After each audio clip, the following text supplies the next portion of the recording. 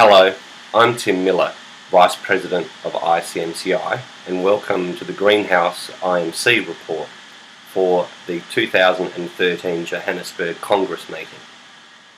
The Greenhouse IMC is an organisation that is being set up in order to service the needs of individual management consultants who don't have a place of belonging or community within the ICMCI structure.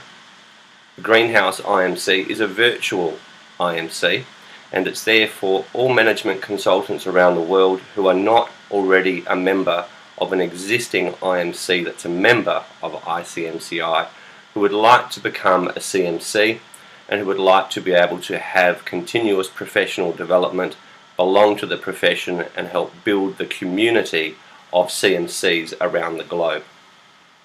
There are a lot of questions and things that the task force had to investigate in the last 12 months in order to build the Greenhouse IMC. Firstly, one of the most obvious questions to many institutes will be, why did we choose CMC Canada? Well, CMC Canada is an organisation that is used to providing secretariat style of services to institutes. Its organisation services 10 territories and 3 provinces, and those contracts exist on a state-by-state and province-by-province basis. So CMC Canada is very used to being a third-party provider of resources, services, facilitation and training of CMCs. So they seem to be a very logical party from the get-go. However, they were also a party in this whole discussion at the conceptual level, and at the conceptual level they brought many great ideas to the table. And to pilot the program with CMC Canada and the discussions we've had so far, I'm sure is a great privilege for both organisations. Certainly it's been a privilege for me, having undergone some of the discussions and negotiations that we had in recent times in Toronto around about March to get this thing moving.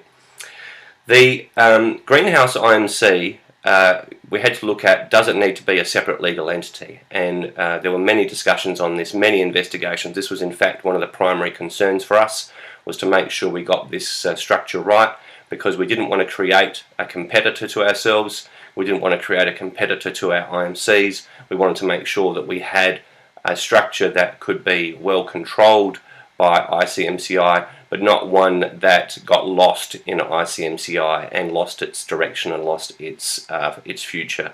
So yes, we've created a wholly owned separate legal entity that is totally owned by ICMCI, which means totally owned by all the trustees, which allows us to have great control over the organisation, but also to ensure that any surpluses derived from that activity are distributed back to ICMCI and obviously help subsidise ICMCI's operations.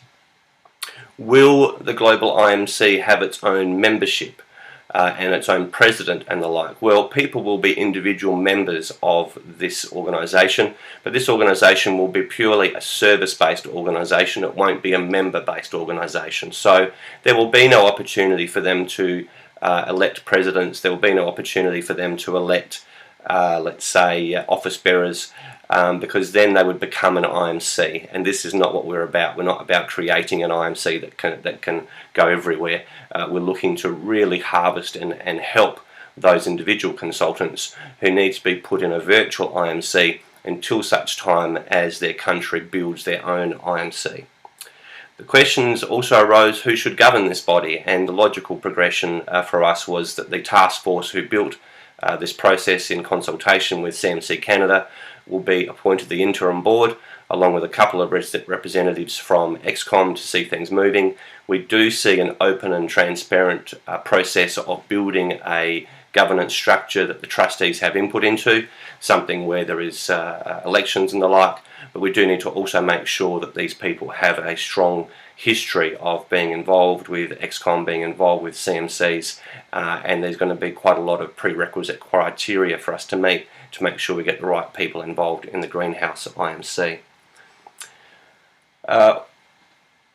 Who does what in the relationship between CMC Canada and ICMCI in this was what's taken so long. There's a lot of detail to go over, and as you can imagine, CMC Canada is a very professional organisation, and they gave us a very professional contract for us to look through, and they've had to go through this exercise with many an institute within their own country before, and we've had to learn about what are some of the issues that IMCs have to deal with versus what do we actually want to contract CMC Canada to do versus what is CMC Canada's separate role as their own organisation. And we've been very happy that we've been able to negotiate a great series of service level agreement, one that we believe will service the individual members of the Greenhouse IMC, but also one that will have a degree of flexibility and allow us to adjust and to make sure we get this right as time goes on. How will this impact on your IMC? Well, the key message is it will not compete with your IMC, so let's just say that from the get-go. The most important thing is that this is about growing the CMC community as a whole and about growing the access to management consultants around the world who want to be a part of the ICMCI community. So therefore we see it as actually something that will only strengthen the community, strengthen the profession and strengthen the body, and therefore create a greater sense of awareness and a greater sense of credibility for the profession globally as a whole.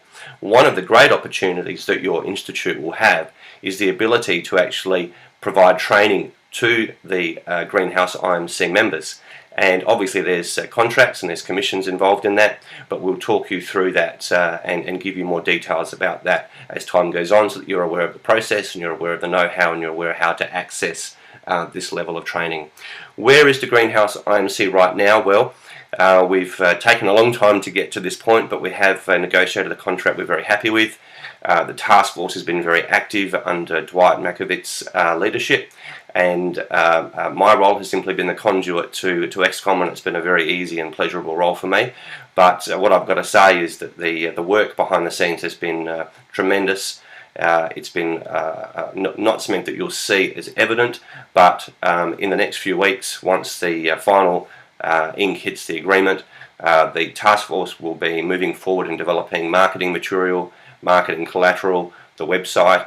We're hoping to have a soft launch in Johannesburg and show you the outcomes, and of course we're then aiming for a full proper launch before the end of this calendar year. So if you have any questions, feel free to email me through Rima at ICMCI, and otherwise I look forward to seeing you in Johannesburg.